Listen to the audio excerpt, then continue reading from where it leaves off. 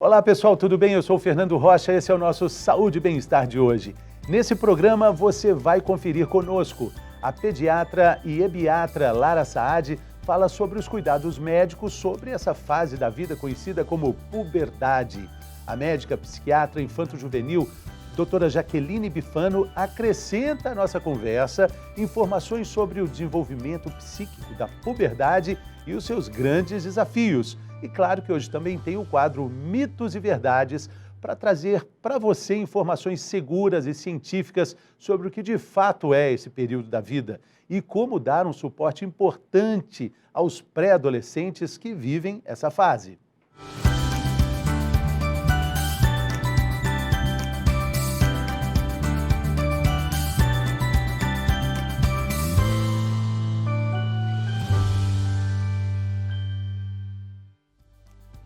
Sabe aquela história, né, que a melhor fase da vida é a que a gente vive hoje? Essa filosofia faz a gente valorizar o hoje, o agora e compreender que tudo é, na verdade, impermanente, tudo está em transformação, tudo é extremamente rico na experiência humana. Depois da infância, conhecida como uma época de um paraíso de brincadeiras, alegrias e aprendizados, vem a puberdade. E é sobre essa fase que a gente vai falar hoje no programa que está começando agora. Quem está aqui comigo, para nossa alegria, é a pediatra e ebiatra, doutora Lara Saad. Seja bem-vinda, doutora Lara, tudo bem? Tudo bem, agradeço a oportunidade de estar aqui falando dessa área que ainda é tão pouco conhecida. Mandando já logo de início um abraço para os nossos telespectadores de Ipatinga. Doutora Lara é uma representante gloriosa dessa cidade fantástica no Vale do Aço. Verdade. Bacana, um grande abraço para o seu pai que também assiste a gente, né? Exatamente. Como é que ele chama? Alaércio. Ah, doutora Alaércio? Meu pai não é médico, não. Não é médico? É. Um grande abraço, viu, senhor Alaércio? Mas eu acho que ele dá uns pitacos como médico, tem hora. Todo mundo, né? E quando é para falar de adolescente, todo mundo acha que entende alguma coisa, né? Ah, isso é coisa da adolescência, né? Infelizmente, né, durante anos, a adolescência tem sido rotulada, tem sido nomeada por muitos, né, como uma fase, vamos dizer, ruim, uma fase chata, né, de aborrecência. E, infelizmente, esses palpites vêm de todos os lados. Mas falar de adolescência, para mim, e na verdade, sempre eu gostaria que fosse para todos, né, falar de adolescência é falar de uma fase tão bonita, tão linda, tão potente e tão pouco compreendida, né? A gente sabe que existem alguns conceitos, né, que vão definir a adolescência como a fase entre a infância e a fase adulta. Pela OMS, é a fase que compreende dos 10 aos 19 anos.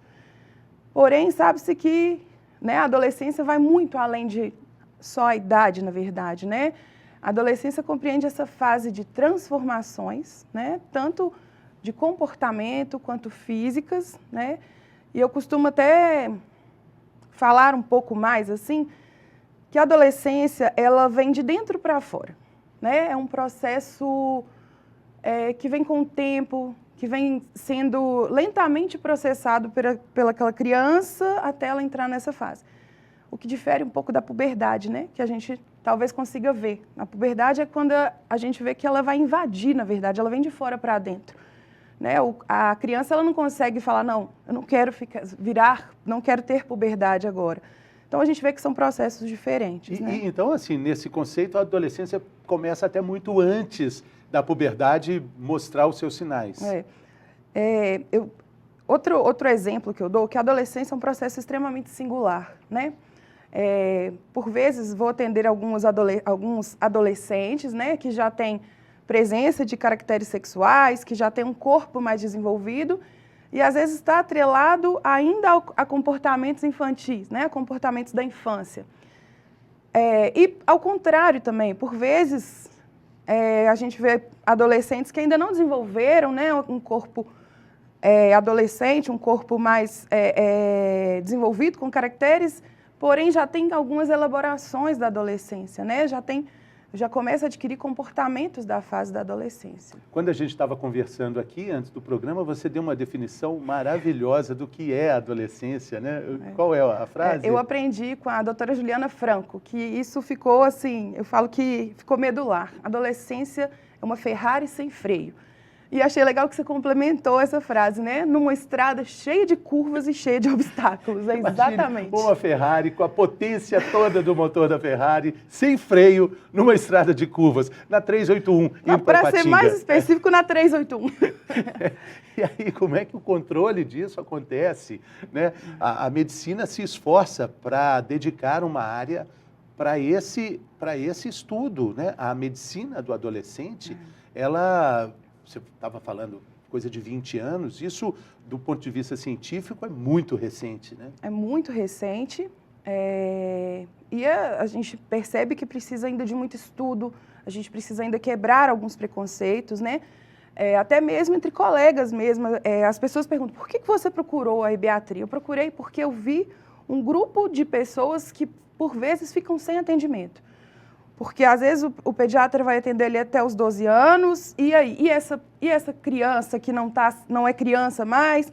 E esse limbo aí que ela fica perdida? Então, eu vi esse grupo, compreendi esse momento da fase, né, da criança que vai se tornar adolescente, e compreendi que exatamente por chamar de uma Ferrari, porque é exatamente o momento que você está com uma potência máxima de vida, né, que você tem toda a sede de viver, vem justamente acompanhada de um processo de amadurecimento cerebral mesmo, né? O córtex pré-frontal, que é a parte do cérebro que comanda as responsabilidades, ela vai realmente estar pronta por volta de 25 anos. Então, é uma fase ainda incompreendida, que está passando por mudanças, né? Mudanças comportamentais, mudanças físicas, passa pelo luto do corpo infantil, não existe mais aquele corpo infantil, ela depara com um corpo que até então não era desse adolescente, vários questionamentos, né? E justamente a fase de sede de viver. Quando eu falo sede de viver, de conhecer, né? De poder provar, experimentar. E o que tem se notado que quanto mais estudos, mais é importante ter uma conexão, chegar próximo, chegar ao lado desse adolescente, enxergar ele, entender as motivações, né, compreender aquele período. E eu falo que é incrível, porque passa alguns anos, o adulto esquece que foi adolescente.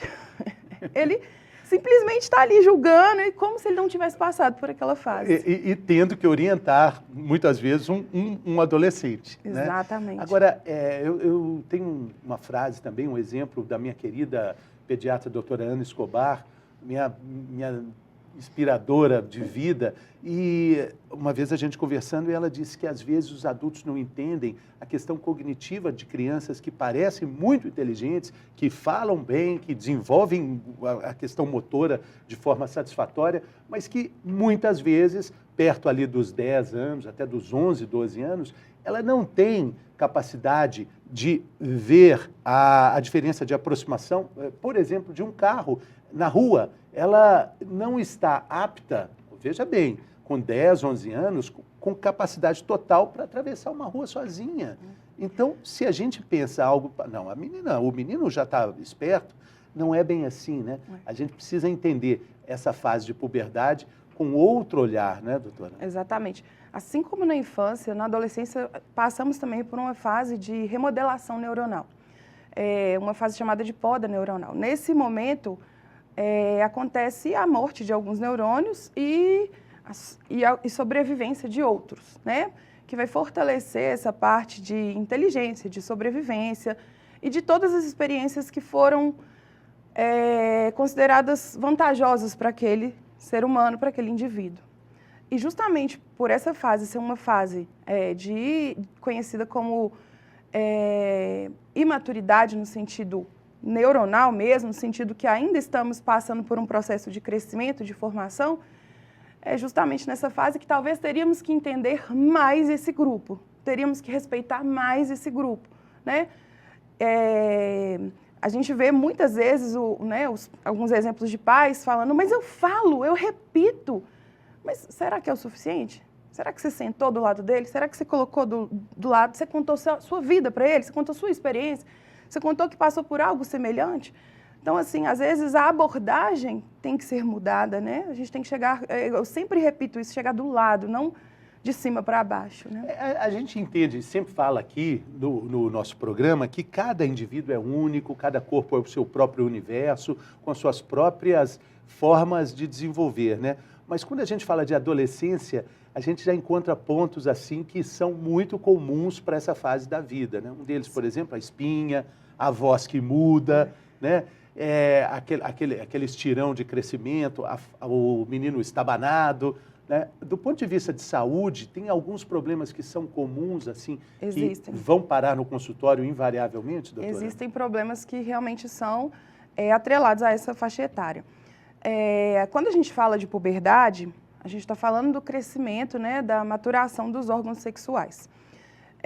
Na menina, a gente tem o primeiro evento, que seria a telarca, que é o crescimento das mamas, né, seguido aí da pubarca e da menarca, que seria o crescimento dos pelos e aparecimento da menstruação.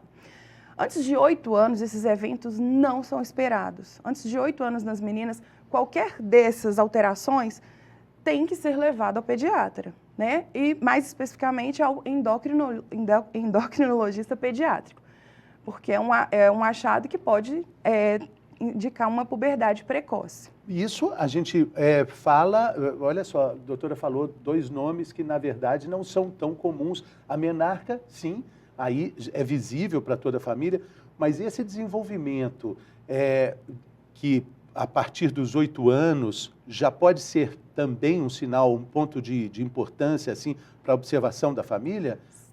Sempre é importante fazer esse acompanhamento da criança de forma integral. Então, quando a gente fala desse crescimento, da parte de crescimento físico, é importante que ela esteja sendo acompanhada por um profissional justamente para acompanhar os sinais de que algo possa estar alterado. Por exemplo, uma menina que iniciou a puberdade, ela teve o crescimento do broto mamário e depois o desenvolvimento da mama. E passou... Mesmo ainda sem a menarca? Mesmo ainda, é o primeiro sinal da puberdade. Passou aí 3 anos e não houve outros sinais, é outro sinal, né? Outro problema, então pode estar sinalizando uma puberdade precoce. Então, quando a gente fala de alterações dessa faixa etária, a gente pode lembrar da puberdade precoce, que é a puberdade que se inicia antes da idade esperada, que provavelmente ela vai estar sendo acompanhada por um pediatra e que, caso necessário, vai encaminhar para um endócrino. Qual é o problema de uma puberdade precoce? Uma puberdade precoce, ela pode estar acompanhada de várias outras comorbidades, né? Ela pode estar relacionada com doenças crônicas, como obesidade, hipertensão, desenvolvimento de diabetes. E um fato importante é a questão do comportamento, né? A questão da dificuldade até mesmo do bullying, né? Dessa criança ter que enfrentar um problema em relação... A colocação dela social, né? Exatamente. Agora, ela tem alguma relação com uma menopausa precoce também? Pode ter relação, sim. Caso essa criança não seja acompanhada em tempo hábil e que essa puberdade não seja pausada, a gente pode ter problemas futuros e pode ter relação, sim. E problemas de crescimento, desenvolvimento Exatamente. do corpo como um todo, Exatamente. Né? Pode ter uma diminuição da estatura e essa criança ainda pode ficar mais exposta a abusos. E qual é a diferença dessa puberdade precoce em meninos e meninas? Quando a gente fala de meninos, a gente sabe que o início do crescimento, né, da maturação sexual se inicia aos 9 anos de idade, ou seja, 1 ano depois das meninas. Vai aparecer o crescimento dos testículos, né, acompanhado do crescimento do pênis e dos pelos também. Então, nos meninos também, na vigência de atraso de aparecimento desses sinais, vai ser um fator que vai preocupar também. Quando a gente pega o livro e vê as questões de idade, fica muito claro que as meninas vão ter, a puberdade vai se iniciar dos 8 até os 14, 15 anos, e os meninos dos 9 até os 14 anos. Porém, eu sempre falo isso em consultório e acho que isso tem que ser uma coisa que sempre tem que ser repetida. Se você tem dúvida, se você está com medo que está acontecendo algo com seu filho, não espera a idade, não espera a opinião, né? Porque com a avó foi desse jeito, com o pai dela foi desse jeito. Não, leva no profissional da saúde, né? Porque nem sempre a idade vai corresponder com o que aquela criança está passando. Além do mais, tem alguns outros fatores que podem implicar também nessas alterações aí da puberdade. Né? A gente sabe que tem presença de tumores que podem influenciar, presença de infecções e outras doenças que podem estar permeando esse processo. Voltando ao exemplo da Ferrari, né, dessa máquina potente que é o adolescente, também existem alguns erros podemos falar do abastecimento dessa Ferrari com a alimentação, que acaba sendo muito desregulada também. Isso pode proporcionar problemas de saúde também, Exatamente. O adolescente, ele passa pelo processo de independência e autonomia. E, por vezes, ele decide o que ele vai comer, o que ele vai vestir. Já não tem mais aquela barganha, né? Come uma salada, que aí a gente vai passear. Exatamente. Com a pandemia, isso ficou muito mais evidente, né? Os adolescentes permaneceram em casa por muito mais tempo, mais sedentários por muito mais tempo. E hoje a gente está, né? Eu até estava conversando esses dias no hospital, como tem aparecido mais números, né, de obesidade, de hipertensão, de diabetes, de pacientes que não querem deixar as suas casas, né? Tem muitos adolescentes que querem viver e tudo, mas tem alguns que se adaptaram àquele mundo de videogame, de ficar dentro de casa, de não se exercitar. Então, é uma fase realmente difícil. A pandemia foi difícil para todo mundo, na verdade, né? Está sendo difícil porque ela não acabou ainda. Mas eu percebo que isso piorou alguns comportamentos. E do ponto de vista clínico, aí na sua observação, tem alguns problemas de saúde, a gente falou da obesidade, mas alguns problemas que são decorrentes aí dessa mudança de postura, de significação da própria vida, de saúde especificamente falando? O adolescente, ele também fica exposto a mais riscos de trauma, né, acidentes, porque é uma fase de experimentar, de mais coragem. Então, a gente recebe muitos atendimentos no trauma de adolescentes. Então, realmente é uma população que fica mais exposta, né, fica mais vulnerável a esses tipos de acidentes. Além de doenças crônicas, como a gente tem visto mesmo, que infelizmente se pensava, né, antigamente que eram doenças mais comuns da fase adulta, que agora estão na infância e na adolescência, que é justamente a obesidade, a hipertensão e a diabetes. Além, né, de que provavelmente a doutora Jaqueline vai poder abordar de uma forma melhor a saúde mental propriamente dita. Um aumento vertiginoso, gritante de adolescentes com depressão, né, com outros transtornos de comportamento, ansiedade. A doutora Jaqueline Bifano é médica psiquiatra, ela vai participar no segundo bloco falando exatamente desse aspecto da saúde mental, dessa fase tão importante, né, para a formação do adulto que vai chegar, né? Mas eu queria a sua opinião sobre o que pais, cuidadores, precisam entender para lidar com esse ser que não é nem criança, nem adulto, e a gente insiste em classificar, em rotular como experiências mais próximas das rotuláveis, né? O que a senhora fala para os pais? Fernando, eu acho que você tocou no ponto crucial, é entender que o adolescente não é uma criança grande e não é um adulto em miniatura, né? Assim como a gente fala de crianças não são adultos em miniaturas. Além eu falo que orientar pais, orientar professores, orientar família, né, avós,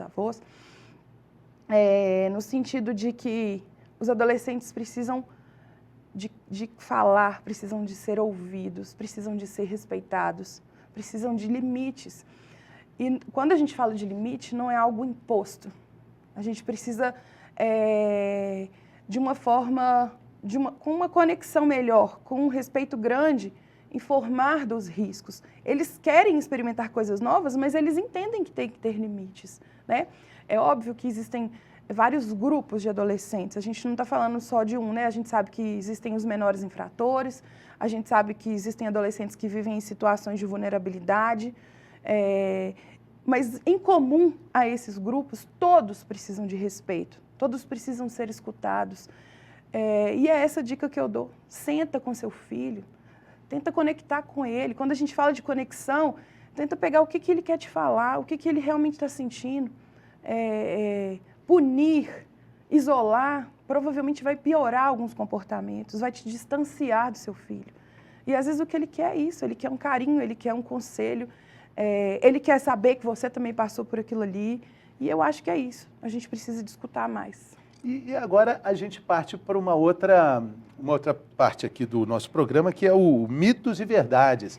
E deixando bem claro, doutora, que a sua percepção, o seu entendimento da experiência que você tem de consultório, enfim, fique à vontade também para dizer que pode não ser nem mito, nem verdade, ou um pouco de mito e um pouco de verdade. Preparada? Vamos lá. Tomar uma aguinha antes? Sempre é bom tomar uma água antes do mito e verdade. Vamos lá, então.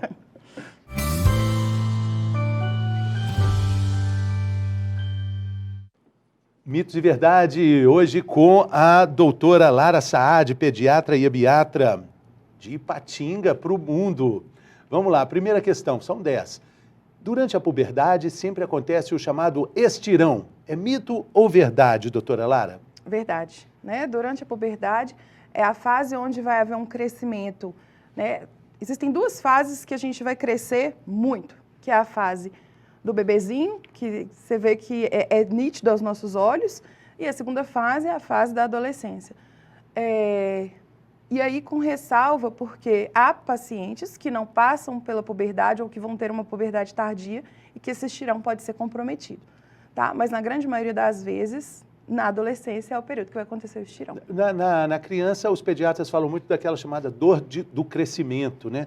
E da forma mais poética também, a gente pode dizer que crescer dói, né? No estirão tem dor? Não necessariamente, tá? A dor do crescimento, ela é um diagnóstico de exclusão após a gente realmente pensar em outras doenças, excluir outras possibilidades de doenças mais graves. E aí a dor do crescimento vem como um diagnóstico não secundário, né? Porque ele não deixa de ser tão importante, mas um diagnóstico complementar após excluir outras comorbidades.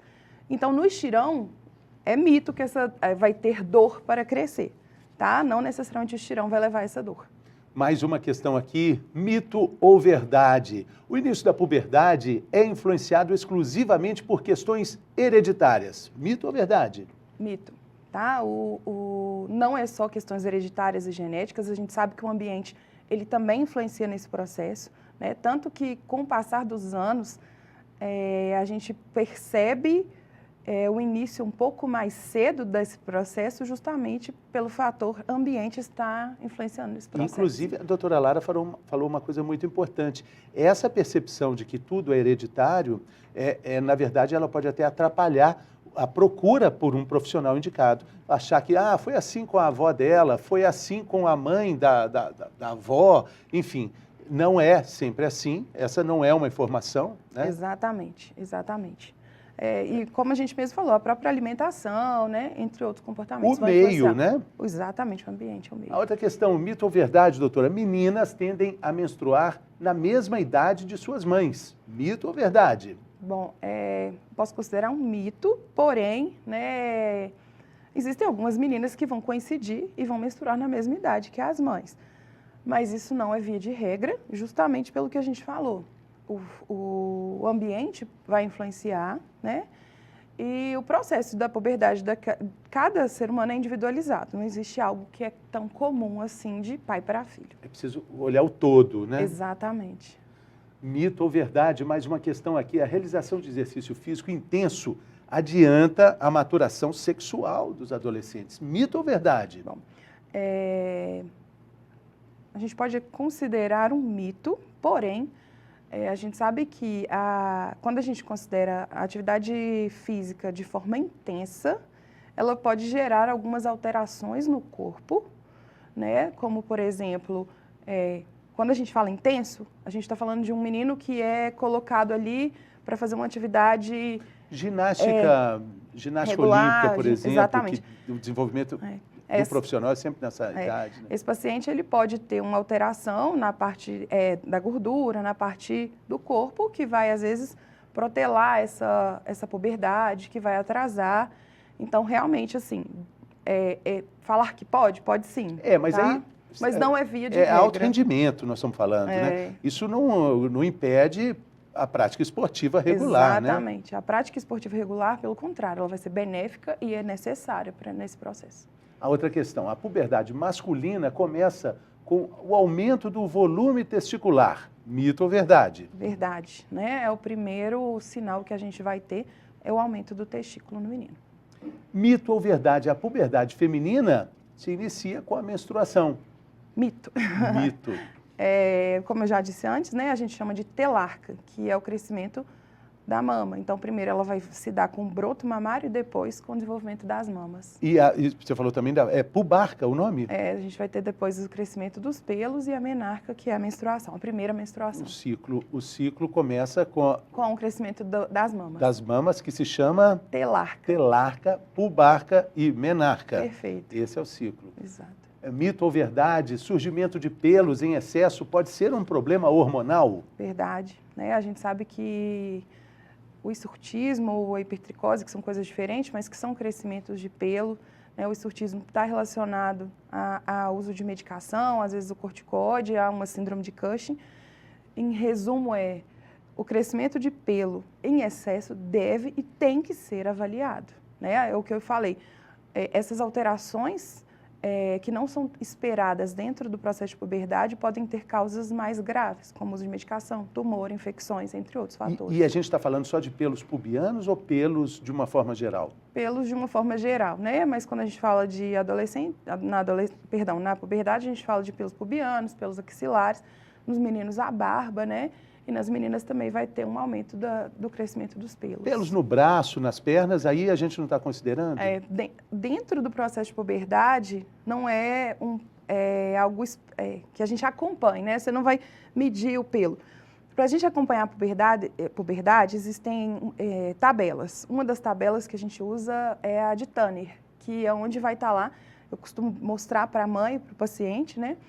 Que é onde vai evidenciar os processos por quais esse paciente vai passar. E o que a gente avalia são justamente esses pelos pubianos, no crescimento de testículo nos meninos, nas meninas, crescimento mamário, pelos pubianos nas meninas e a menstruação, que não tem como ver na tabela, né? Mas as axilas também? As axilas entram, mas na tabela elas não estão. Mas elas vão ser avaliadas. Mas é um ponto de observação. Claro. Então, assim, todo o crescimento exagerado e que gerou dúvida, gerou uma angústia, tem que ser avaliado por um médico. E aí a gente já está falando que pelos no braço, porque tem bebê que nasce com o bracinho com mais pelo. E aí tem criança que vai ter mais pelo, vai passar pelo processo que às vezes vai cair um pouquinho, mas até no braço, agora, né, pensando que tem um crescimento acelerado no braço ou em áreas não esperadas, também tem que ser avaliado, tá? Ponto de atenção. Mito ou verdade, doutora Lara, que a puberdade é caracterizada por um aumento de suor e maus odores debaixo dos braços e outras regiões do corpo? Vamos falar que ela não é caracterizada, é verdade, porque nesse processo a gente vai deparar com a presença desse cheirinho aí, que eu não sei se a gente pode chamar de cheirinho, mas que incomoda, né? E pode ter aumento também do suor, então pode ser considerado uma verdade. Já não é mais aquele cheirinho de bebê. Não! De bebê é uma delícia, né? Mas vale lembrar, Fernando, que se esse cheiro aparece antes dos 8 anos, também é um problema, né? A gente pode estar diante de uma criança que pode estar com um tumor de glândula, então, assim, a gente tem que investigar. O outro ponto de atenção. Exato. Né? Esse cheiro de forma marcante, né? Um cheiro bem predominante, né? Exatamente. Mito ou verdade que não se deve fazer dietas restritivas ou emagrecimento durante a puberdade? Bom, é verdade, né? E quem fala de dieta realmente e que está preparado para falar de dieta é um nutricionista, porém, dietas restritivas podem levar a problemas graves. Quando a gente fala de dietas restritivas, a gente tem que lembrar que durante esse período da vida a gente tem muitos adolescentes que passam por transtornos alimentares graves, né? Então, quando a gente fala disso, a gente tem que realmente levantar outra preocupação aí, que nessa fase é muito comum a gente se depara com pacientes que passam por anorexia, bulimia. Então, o adolescente que sinalizou ou que precisa de fazer uma dieta tem que ser acompanhado por um profissional adequado. Tem uma acessibilidade grande aí, né? Porque isso pode virar uma compulsão depois. Pode virar uma compulsão também, exatamente. É uma fase, assim, que chama muita atenção e que a gente vê um número grande de pacientes que estão, infelizmente, com as questões da imagem corporal e que vão trazer doenças para esse processo aí de de dieta, de alimentação. Que é uma imagem corporal que vai mudar. Ele precisa ter entendimento disso, né? Vai mudar. Interessante, né? Como a abordagem é ampla, né? Exatamente. E aí a gente chega na última questão aqui, mito ou verdade, doutora Lara, que durante essa fase da vida é importante dormir no mínimo 8 horas por noite para aumentar o crescimento. Isso é verdade também, né? O sono é um período que eu costumo deixar muito claro para esses adolescentes. É o período que ele vai crescer, né? Porque realmente a gente tem um crescimento e que ele vai ser necessário para ele dar conta das atividades do dia, né? E isso também vira outro problema, que a gente sempre vai puxando uma coisa ou outra. Hoje a gente tem alguns adolescentes que permanecem praticamente a madrugada inteira no celular, jogando, ou seja, que estão com problemas realmente em relação ao sono. Então, o sono é importante, é verdade, a gente precisa do sono para crescer e desenvolver. E tem estudos importantes que mostram que a roda do organismo do adolescente é diferente, né? Também fica o fato também importante deles não funcionarem bem de manhã, né? As aulas começam muito cedo para eles, né? O adolescente, eu vou falar que tem uma necessidade de dormir mais tarde do que a gente realmente imagina.